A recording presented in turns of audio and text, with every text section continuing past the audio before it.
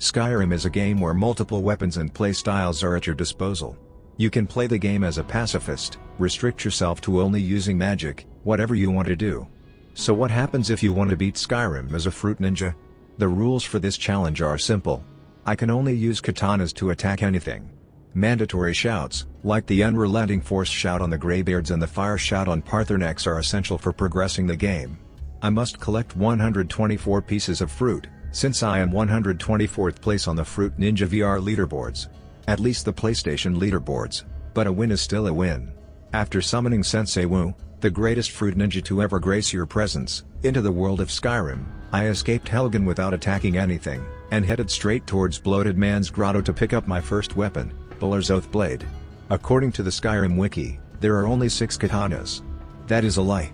Goldbrand is also a katana, but for some reason isn't included in the list. Probably to do with the fact that it is a Creation Club item. Who knows? I decided to add another rule after taking the Warrior Stone. I can't beat the game unless I collect every katana.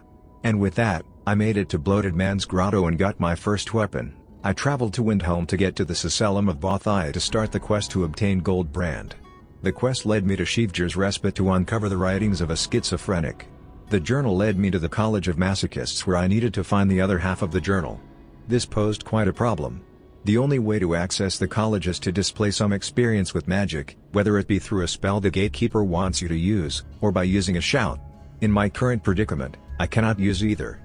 I tried reloading saves to persuade her to let me in, but to no avail. Eventually I decided to take matters into my own hands.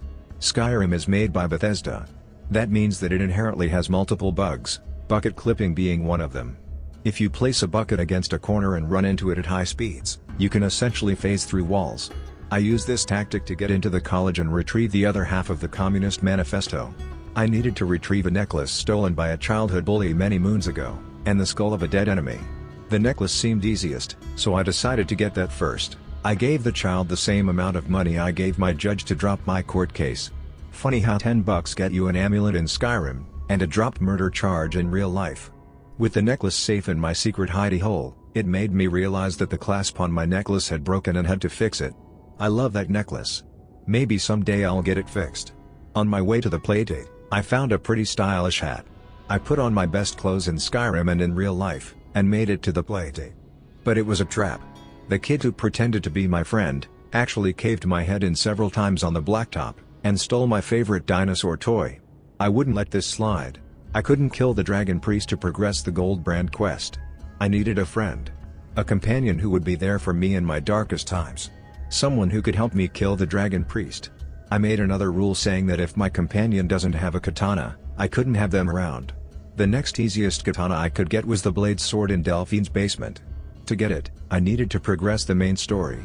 I figured I might as well do that since I have a means of attacking and defending myself. But there was no way I was starting from Bleak Falls Barrow. I needed that katana and I needed it now. A simple bucket against a certain wall got me into the Thalmor's tea party. The guards were easy enough, but I couldn't help but notice that the 2 Thalmor conversing in this room were nowhere to be seen. Probably just a byproduct of skipping a third of the main quest. With the dossiers and a sword through a Thalmor wizard's throat, I picked up Hesburn's personal diary and stored it in the same spot I keep my excess gear. I pick up an odd-looking Jolly Rancher, and return to Delphine's house to collect my gear. If you follow the main quest normally, during the Thalmor party, Delphine keeps your extra gear in a chest in her basement. My thought process was that if I do the Thalmor embassy quest, the door to her basement would be unlocked, allowing me to retrieve the second katana. It wasn't. The door was locked up, and it was locked up tight.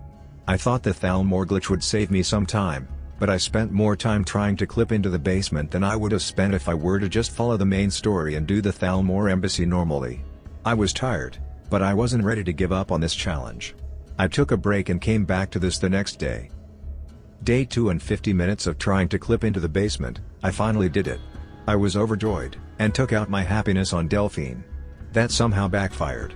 After speaking with her about Hesburn, I grabbed katana number 2, the blade sword. As I went back upstairs to leave the basement, I noticed that the door was still locked, but I didn't care. I was ready to clip out of the basement and get out of there. Bucket in hand, Delphine opened the door for me. From the other side. Yes, from the other side. How she got there is beyond me, but I suspect a bucket in play. I decided that I needed an apprentice. Another fruit ninja to aid my adventures. My first choice was Fiendel. After ruining an innocent man's life, and knighting Fiendel into the fruit ninja order, I deviated completely away from why I wanted to get a companion in the first place, which was to help me kill the dragon priest to progress the gold brand quest. Instead, I headed towards the Ratway to find Esbern, and watched Fiendel commit a crime against the fruit ninja order. He used a bow. I couldn't let this fly. I took Fiendel to a secluded area and executed him as he deserved. After reclaiming what was rightfully mine, and watching Fiendel's body float down the river, I went to the Companions Clubhouse to try and find a follower who would use the katana and only the katana. After speaking to an old man, I hit Vilkas a few too many times on the head. I did a thing. Then another thing. And then a third thing. It was adding up quickly, and it was too much. I decided that it wasn't worth it. I didn't want to go through the Companions questline just to have a follower who would only use the katana. Instead, I bought my friendship for 500 yen, and went to go kill the dragon priest. I noticed that Teldrin Sero was using fire magic, an art forbidden to all fruit ninjas. But at this point I didn't care. With the skull of the dragon priest in my right pocket, I headed back to Shivjir's Respite to finally retrieve Gold Brand. Finally, after all this time, I gained possession of Gold Brand. Once the Draugr were dealt with, I returned to the Rift and Sewers and killed all the vagrants. I gave Teldrin Sero Bowler's Oathblade. Not really important, I just thought I should mention it. Once I located Esbern's geographical coordinates, I took him back to his mother, and had to deal with him spouting random nonsense about walls. The puzzles and traps located throughout the temple are nothing short of the easiest things in the world. A knife accidentally found its way across my hand, and a giant face door opened up. Inside, I grabbed a set of Blades armor and katana number 3, Dragon Bane. I gave the Blades armor to Teldrin Sero. He didn't equip it. I was going to remember this. While Esbern was whispering sweet nothings, I went to go eat a snack. Delphine then told me to go speak with the Greybeards. The climb up the 7,000 steps was as boring as ever. The only eventful thing that happened was the door being locked. I realized that I still never retrieved the Dragon Stone from Bleak Falls Barrow, and the Greybeards never summoned me. After speaking with Jarl Burger King about the dragon threat, I spoke to Finger Wizard and was on my way to finally retrieve the Dragon Stone. Teldrin had gained some sense since the last time I interacted with him, and is now wearing his armor. Finally at Bleak Falls Barrow, I killed the bandits guarding the entrance and the ones inside. I somehow managed to fail the puzzle, and made my way to the Frostbite Spider. With the spider and Arvel the Swift down for the count, I placed the Golden Claw in the same spot I'm keeping the Weird Jolly Rancher. After reading profanities carved into a wall, I kill the Draugr, retrieve the stone, and make it back to Farengar to learn that a dragon is attacking the Western Watchtower. I noticed Delphine next to Farengar. I wondered if, since I already spoke to her, if she would have any unique dialogue. She unfortunately didn't. Jarl Balgruf reiterated what Irileth said, and sent me to the front lines. With the dragon slain, the Greybeards finally summoned me. After expanding my vocabulary and screaming in fear because I saw a few ghosts, I went to the throat of the world to talk to Parthenax about how to defeat Alduin. He said I needed to find a sealed copy of Grognak the Barbarian issue number 1. After speaking with a comic book enthusiast about where I could find it, he gave me a funny-looking Rubik's Cube and told me that the comic is sealed away deep in a Dwemer ruin. Blackreach is the worst part of Skyrim. Any dwarven ruin is the worst part of Skyrim. Even worse than the Peace Council. Dwemer ruins were so much better in Morrowind. Why did Bethesda have to change it so much? With a trusty bucket, I skipped half of Blackreach, and made it to the Elder Scroll. Place the lexicon on a pedestal, press a few random buttons in a random order, and there you have it. Your very own Elder Scroll. After reading the scroll, I learned the dragon wren shout from the Three Musketeers, and fought Alduin. He never stood a chance. With Alduin defeated, I head over to Jarl Balgruf, and ask for permission to trap a dragon in his house. He said no. I spoke to the Greybeards and started the Peace Council quest. Talk to Ulfric, talk to Tullius, answer a few questions that impact thousands of lives, and there you go. Over in 5 minutes. Once Esbern gave me the name of the dragon I needed to lure into Dragon's Reach, I remembered that I needed to collect the other 3 katanas, plus 124 pieces of fruit. The next 2 katanas I was after are the Akivri sword, and Harkon's sword, which are both in the Dawnguard DLC. The only way to get the Akivri sword is to pickpocket it off of the Moth Priest. To pickpocket weapons, you needed a pickpocket skill of 70. In Windhelm, there is a hobo who trains pickpocket. An easy way to power level pickpocket is for her to train you once, pickpocket the gold back, and repeat until you hit 70. I did that for a few minutes, then remembered a better way. In this house, there is a weird necklace you can find, and can sell it to this guy with dementia. Once you sell it, pickpocket it back, and keep selling. Pickpocket experience is determined by weight and price. The lower the weight and higher the price, the more experience you receive, but the harder it is to pickpocket the item. Not only is this a great way to earn pickpocket experience, this is technically an infinite money glitch, depending on how patient you are. With pickpocket at level 70, I start the Dawnguard quest, and I'm tasked with scouting out a spooky cave. After killing a master vampire and a frostbite spider, I watched Teldrassil get into a fight with his own flame Atronach. It certainly was a battle of the ages. This fight was probably more intense than the final battle with Alduin. When Teldrassil killed the Atronach, I got the coolest shot in all of gaming history. Deeper into the cave, I get a splinter stuck in my hand, watched Teldrassil attack nothing, and spoke to an odd woman, who didn't know how to get home. Fortunately I knew her exact address, down to her cell phone area code, and took her back to her house. I wanted to see if I could pickpocket Harkon's katana, but couldn't even sneak to do so. I declined his offer of becoming a vampire, after experiencing life as a vampire firsthand in Morrowind. It was horrible, but worth it to get Elton Brand. Harkon kicked me out of his house, just like I was kicked out of my Wednesday night Ukrainian school for somehow getting on top of the roof with my friend Timothy, and not coming down for an hour. I never saw Timothy again. I hope you're doing alright, buddy. Back at Fort Dawnguard, I get ambushed by a few vampires, and speak to Isran, who seems to have ascended into a higher plane of reality. Isran tells me that I need to recruit 2 people from his college table tennis team to help him fight back the vampires. Convincing Sorin is easy enough. Just give her a few Dwemer gyros and she's ready to help you. But Gunmar can sometimes be a problem. Sometimes his quest marker doesn't show up. I tried waiting, I tried reloading saves, but nothing helped. I then looked it up online and some old forum said that if the quest marker doesn't pop up, then he is usually in Solstheim. To Solstheim I went, and found him hunting a bear. We killed more than a bear. We killed 3 generations of Horkers including their king. Looking upon the massacre we caused, Gunmar decided to go to Fort Dawnguard and help Isran with the vampire threat. Back at Fort Dawnguard, Isran checks to make sure we're not vampires. This is troublesome for me, because somewhere along the line I became a vampire. To cure your vampirism, you needed a filled black soul gem. I had no idea how I was going to cure my vampirism, since I cannot use the soul trap spell, and every katana I had was a unique katana that couldn't be enchanted. Or so I thought. The blade's sword was my last hope. I thought I could enchant it with soul traps since it doesn't have an enchantment already. In a certain town, at a certain time, once every 6th Tuesday on a pink moon, a Khajiit caravan would arrive selling their wares. I was fortunate enough that they had the weapon with the enchantment I needed, without me having to do the merchant inventory reset glitch. I went to disenchant the weapon with soul trap to learn the enchantment, and lo and behold, the blade sword could be enchanted. I couldn't come up with a good name for it, so I just called it the blade sword but better. That was a lie.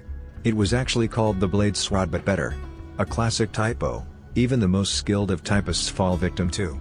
With a way to fill up soul gems, I decided that I should complete the Daedric quest for Azura, so I could get an infinite soul gem and always be able to recharge Gold Brand. After gutting a thief like a fish, I spoke to Priest Lady, spoke to College Dropout, kill a necromancer or 2, and enter Azura's star.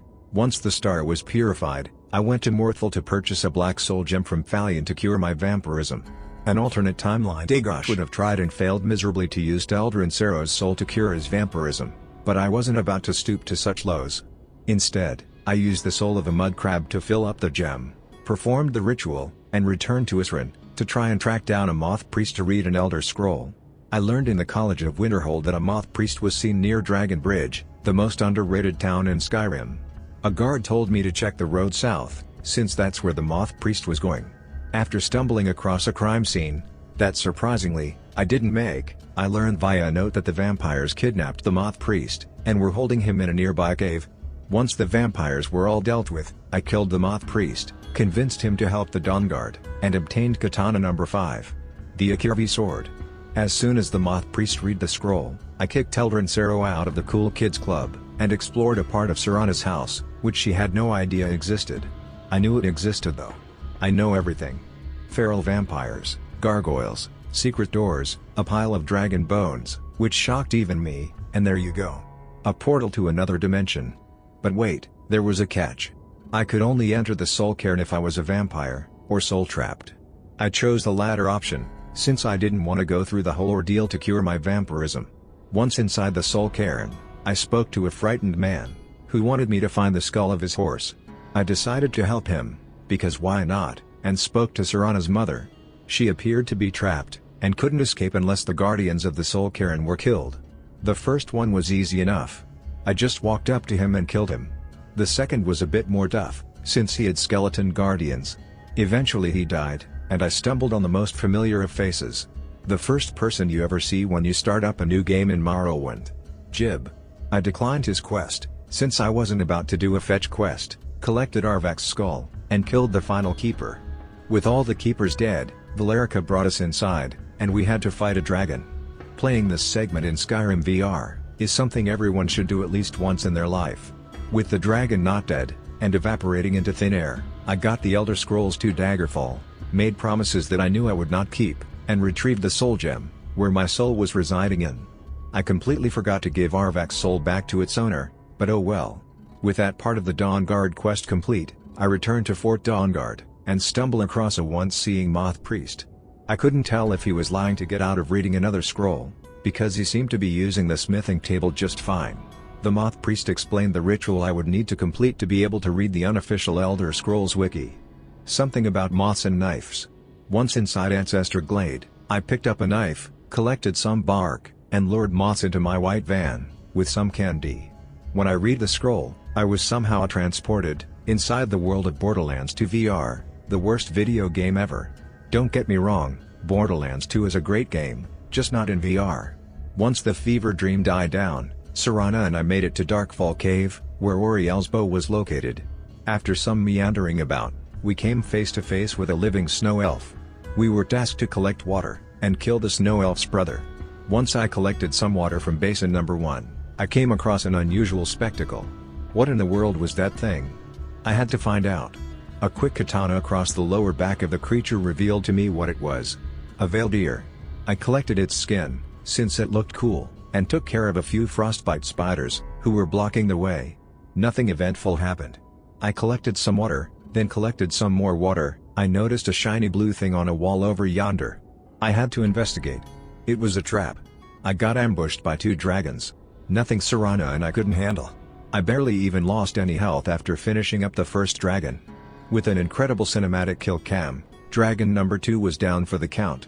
After wandering through Falmer territory for far longer than I should have, I discovered an unusual, undiscovered book, and made it to the temple.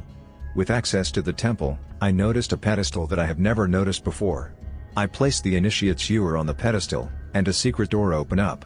What was behind the door was incredibly shocking. A frost giant. I paused my game in shock to try and process what I've just discovered.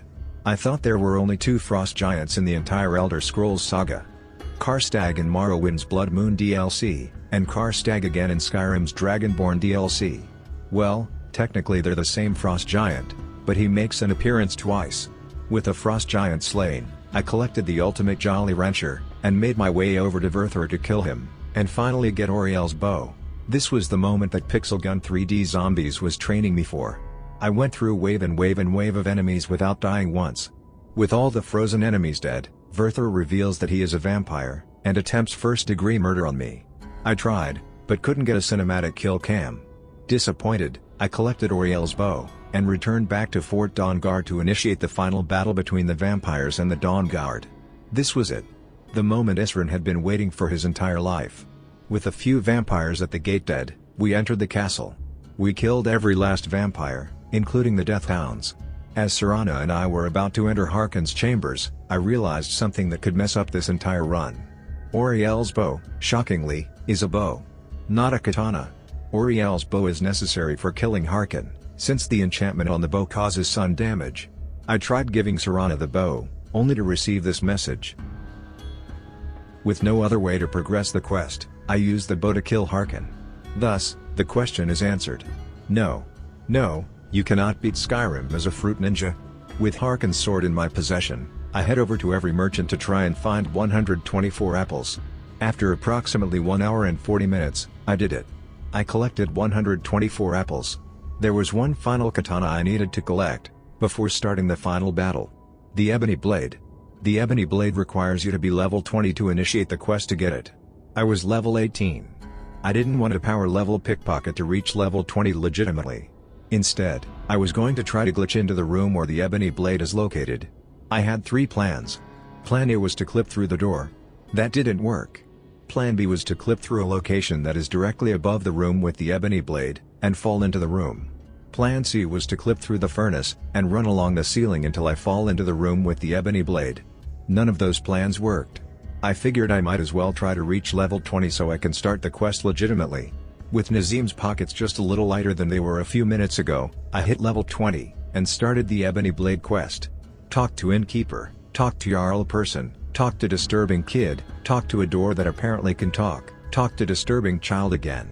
Pick up yet another unusual Jolly Rancher, steal a key, and there you have it. Your very own Ebony Blade.